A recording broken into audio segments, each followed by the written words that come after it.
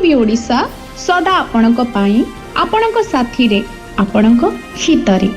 जय जगन्नाथ, जय जगन्नाथ, समस्त मोर नमस्कार। गजपति जिला सदर महकुमा गजपति स्टाडियम ठारे जिला स्तरीय सुभद्रा योजनार शुभारंभ हो जाइछि।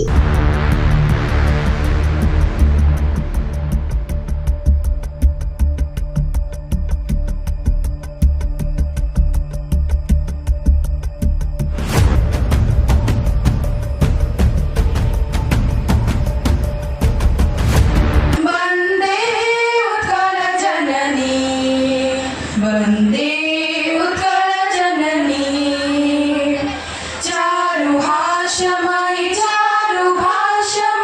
जननी जननी जननी पूत पयोधि विधौत शरीर ताड़त माळ सुशोभित तीर सुब्रत निकुल शिखर समीर जननी जननी जननी घन घन वन भूमि राजित अंगे नीलभूधर मल साजित रंगे कण कण मुखरित चारु विहंगे जननी जननी जननी सुंदर शाली सुशोभित क्षेत्र ज्ञान विज्ञान प्रदर्शित नेत्र वंदे उत्कल जननी वंदे उत्कल जननी।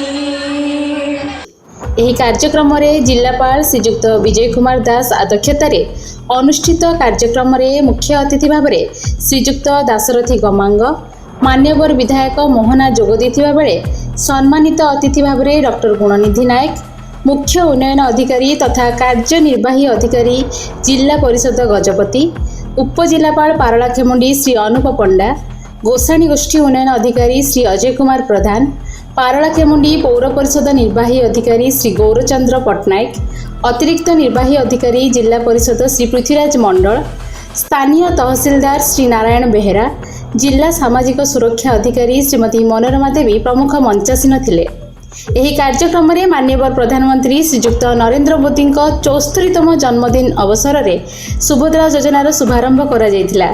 ପରେ ହିତାଧିକାରୀମାନେ ସୁଭଦ୍ରା ବିଷୟରେ ଅନ୍ୟମାନଙ୍କୁ ସଚେତନତା ସୃଷ୍ଟି କରିଥିଲେ। ସୁଭଦ୍ରା ଯୋଜନାର ଆର୍ଥିକ ସହାୟତା ରାଶି ପାଇଁ ବହୁତ ଖୁସି ବ୍ୟକ୍ତ ହୋଇଥିଲେ। जय जगन्नाथ, समस्त मोर नमस्कार। आज राज्य सरकार सारा राज्य रे सुभद्रा योजनार जो शुभारंभ करिसेंती। जदि वीडियोटी भल लगी थाए तेबे लाइक कमेंट एवं शेयर करंतु माँ टीवी ओडिशा को सब्सक्राइब करंतु। माँ टीवी सदा आपणक पाई आपणक साथी रे आपणक हितरे।